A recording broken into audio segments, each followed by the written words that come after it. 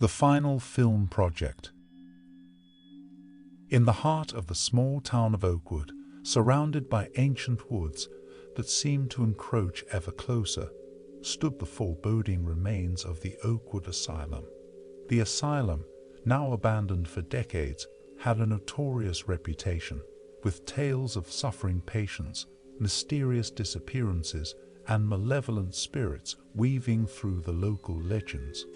As the end of their college journey approached, Alex, Sarah, and Mark, all film students with a passion for the eerie and the unknown, decided to make the abandoned asylum the subject of their final project.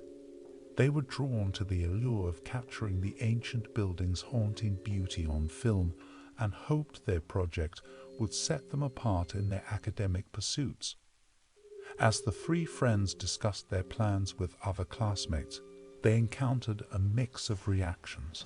Some warned them about the asylum's dark history, recounting spine-chilling tales of disturbed souls who had once been incarcerated within its decaying walls.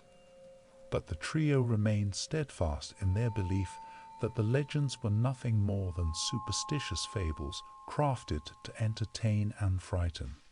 Eager to embark on their adventure, Alex, Sarah, and Mark gathered their equipment, professional-grade cameras, audio recorders, and even a drone to capture aerial shots of the vast asylum grounds.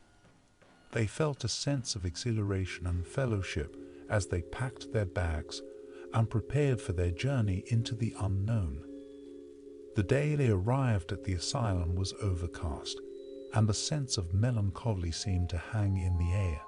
As they approached the crumbling structure, its imposing facade appeared to frown upon their intrusion, as if warning them of the secrets it held within. The rusty gates groaned as they pushed them open, and an eerie silence settled around them. The interior of the asylum was a labyrinth of decayed hallways, crumbling walls, and shattered windows.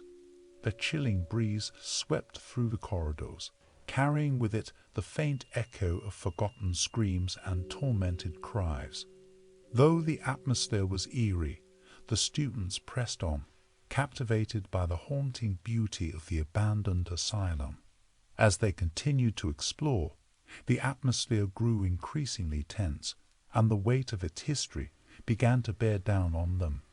Alex and Sarah couldn't help but feel a sense of unease despite their initial bravado.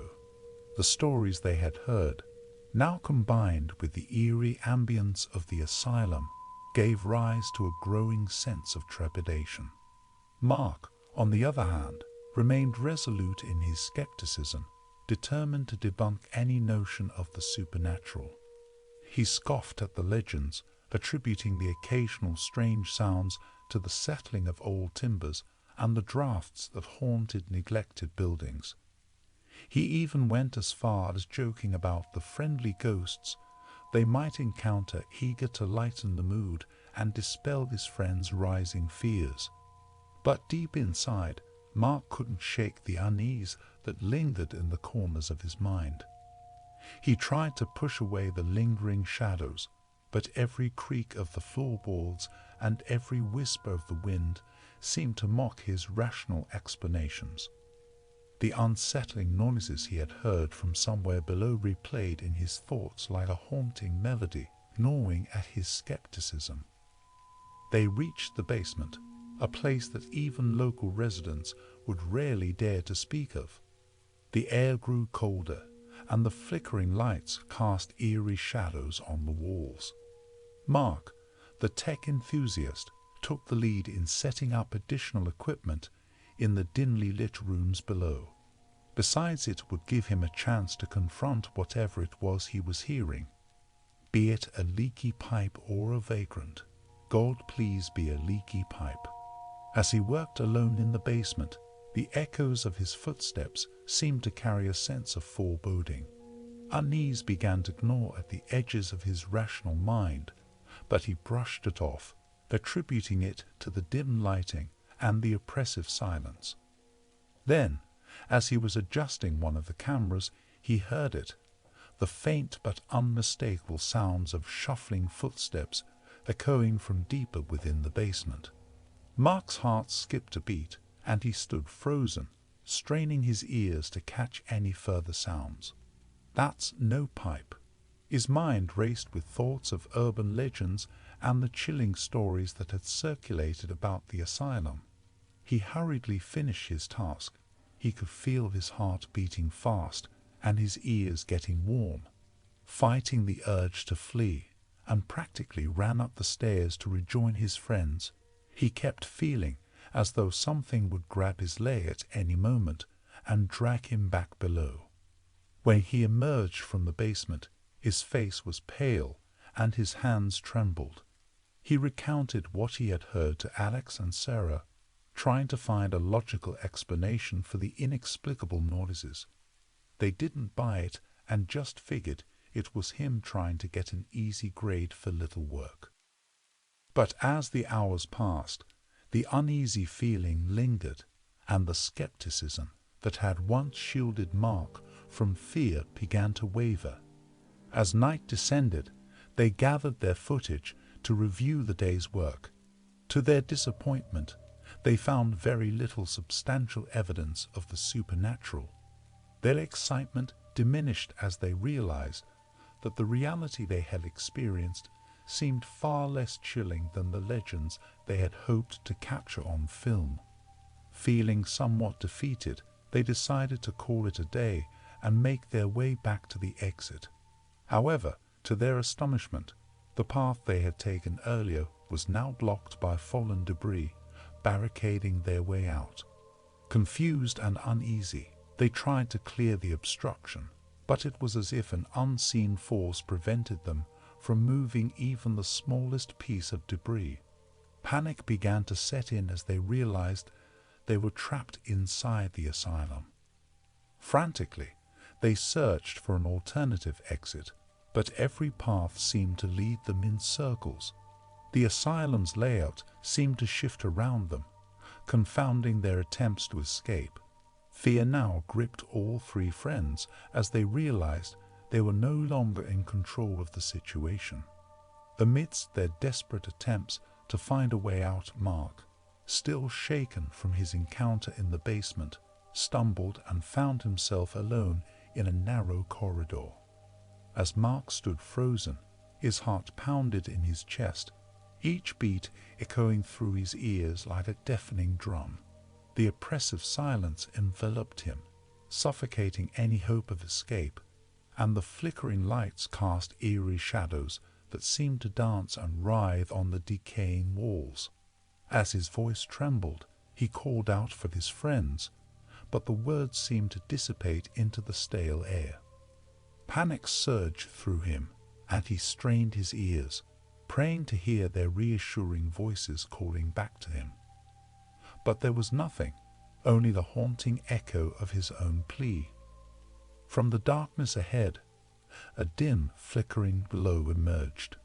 Mark's eyes widened in horror as the grotesque figure materialized before him. The creature stood tall, its elongated limbs contorting in unnatural ways. Its skin, a sickly shade of pale gray, clung tightly to its skeletal frame, revealing the cruel contours of its bones. Ancient eyes, glowing with an unholy light, fixated on Mark, sending a chill down his spine. His instincts screamed at him to flee, but his legs refused to obey. It was as if an invisible force held him captive, preventing him from escaping the grotesque fate that loomed before him. The massive entity moved with an eerie grace, each step silent and deliberate, closing the distance between them with an unnatural swiftness. Mark's mind reeled with terror, searching for any semblance of logic to make sense of the nightmarish sight before him. But the creature defied all reason, its very existence mocking the laws of nature. He felt a sickening dread, the realization sinking in that he was face to face with something that defied human understanding, a malevolence that thrived in the shadows, feeding off fear and despair. He finally found his voice, but his scream was choked and feeble, drowned out by the entity's dark aura. His pulse raced, his chest tightened, and his vision blurred as the terror consumed him. With each agonizing second, the sinister presence drew closer, its gaze penetrating his very soul. In a last desperate attempt to break free from its grasp, Mark mustered all his strength and tried to turn and run, but it was futile. The sinister entity's power seemed to paralyze him, leaving him trapped in his own personal nightmare. With a swift, graceful motion, the creature extended its twisted fingers, their tips sharpened into claws. It reached out towards Mark, and the world seemed to slow to a crawl. The room felt smaller, suffocating, as if the walls were closing in around him. The air grew heavy with malevolence, and all Mark could see were those glowing evil eyes, fixated on him with a hunger that chilled him to the core. In a heartbeat, the creature's claws dug into Mark's flesh, sending searing pain through his body. His screams echoed through the asylum's desolate halls, but they fell on deaf ears, swallowed by the entity's dark influence. As the creature's grip tightened, Mark's vision blurred, and the world around him faded into darkness. His consciousness slipped away, consumed by the malevolence that now claimed him. The asylum seemed to absorb his terror, as if feeding off the anguish of its victim. Alex and Sarah heard Mark's piercing cry for help, but terror paralyzed them. Every instinct screamed at them to run to their friend's aid, but an overwhelming sense of dread held them back. They hesitated for what felt like an eternity before the decision was made. It was too dangerous to go back. They clung to each other, tears streaming down their faces as they heard Mark's voice gradually fade into the distance. The moaning of the malevolent entity seemed to taunt them, as if mocking their weakness. With nowhere else to turn, they sought refuge in a small closet. The musty air suffocated them as they huddled together in the dim space, fearing that the slightest noise would betray their hiding spot to the lurking evil. As the hours passed, they dared not move, not knowing what horrors awaited them beyond the closet door. They could only listen in dread as the echoes of their friends' cries continued to haunt the asylum. The nights seemed endless, and they clung to the hope that the dawn would bring salvation.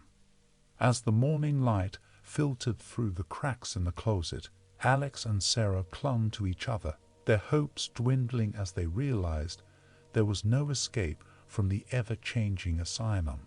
Something was blocking the door now. They were trapped in the closet, once their safe place. Fear had carved deep into their hearts as they slowly realized this. They pounded on the closet door, screaming for help, but their cries only echoed through the empty corridors, unheard by any living soul. It was as if the asylum itself had absorbed their pleas, feeding off their fear and desperation. With each passing hour, their resolve weakened, and they knew they were facing an unimaginable fate. The creature seemed to taunt them, its sinister laughter echoing through the asylum, mocking their feeble attempts to escape. In the suffocating darkness, the boundary between reality and nightmare blurred. They could no longer trust their senses, and haunting visions danced before their eyes, horrifying scenes of the asylum's dark past and the tormented souls that once inhabited it. Days turned into nights, and time lost all meaning within the asylum's grasp. Starvation and exhaustion gnawed at them, but the ancient evil seemed to sustain them, keeping them alive to endure its sadistic game. Eventually, the constant torment and despair broke their spirits. They no longer had the strength to resist or hope for rescue. They simply existed, trapped in a nightmarish limbo, forever haunted by the twisted forces that had claimed their friend and now consumed their souls. As the years passed, the legend of the asylum grew like a malignant tumor, spreading through the town of Oakwood like a festering plague. Whispers of dread echoed through the streets, and hushed tones warned children to steer clear of the cursed place, for the entity within hungered for new souls to ensnare. Parents, with fear etched into their eyes, shared stories of the college students who had disappeared within its forsaken halls, their fates sealed by the sinister force that lurked within. Rumors twisted and turned, taking on a life of their own as they passed from one generation to the next. Some spoke of the entity's thirst for vengeance, while others claimed it fed on the fear of those who dared to tread near its domain. A few whispered that the cursed ground had become a gateway to a realm of unspeakable horrors, where time ceased to exist and suffering knew no end. The townspeople dared not speak openly of the asylum, for they feared that even mentioning its name would summon its malevolence upon them. The once vibrant and bustling town now lived in the shadow of this spectre, as if the very essence of evil had seeped into the fabric of Oakwood's existence. The asylum stood as a grim sentinel, its crumbling walls bearing witness to the darkness that lay hidden within. Its presence loomed over the town like a black cloud, a constant reminder of the sinister fate that had befallen Mark, Alex, and Sarah. The memories of the 3 college students faded into the annals of history, their faces lost to time, but their stories continue to haunt the collective conscience of the town. Some claimed to have seen their ghosts wandering the abandoned corridors, their anguished cries echoing through the desolate halls at night. Others recounted unsettling encounters with inexplicable phenomena, the whisper in the wind that carried their names, a chilling presence that lingered in the corners of their vision, or an inexplicable feeling of being watched. As each new generation grew up, they were regaled with the chilling tale of the haunted area. Parents would gather their children around the fireplace, recounting the harrowing story as a cautionary tale. The young ones listened with wide-eyed terror, and the name of the asylum became synonymous with fear and dread. But despite the town's efforts to suppress the memory of the place, its dark legacy was impossible to erase. The stories persisted, whispered in secret, passed down from elder to youth, each telling adding a new layer of horror to the legend. Visitors to Oakwood were often warned to avoid the cursed ground, but the morbid curiosity of some overpowered their better judgment. Foolhardy thrill-seekers occasionally tried to venture into the forsaken asylum, determined to prove the legend false, or perhaps seeking the thrill of a brush with the supernatural. But none ever returned, and the asylum seemed to swallow them whole, adding more souls to its torment. The hostile asylum stood as a testament to the very essence of terror, a place where the boundaries between the living and the dead blurred, and the malevolence of the unknown seeped into the souls of those who dared to approach. It was a grim reminder that some legends are born from the truth, and some nightmares are all too real. And so, the shelter remained a haunting presence, casting its shadow over the town of Oakwood for eternity. It stood as a chilling reminder that the darkness that lurks within the human heart can manifest in the most bitter of forms, and that some secrets are best left undisturbed.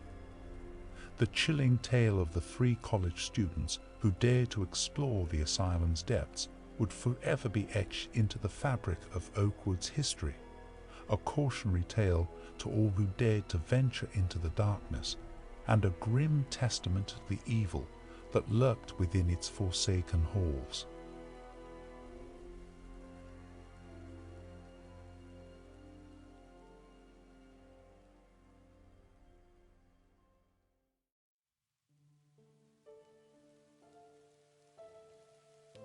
Hello, and thank you for watching.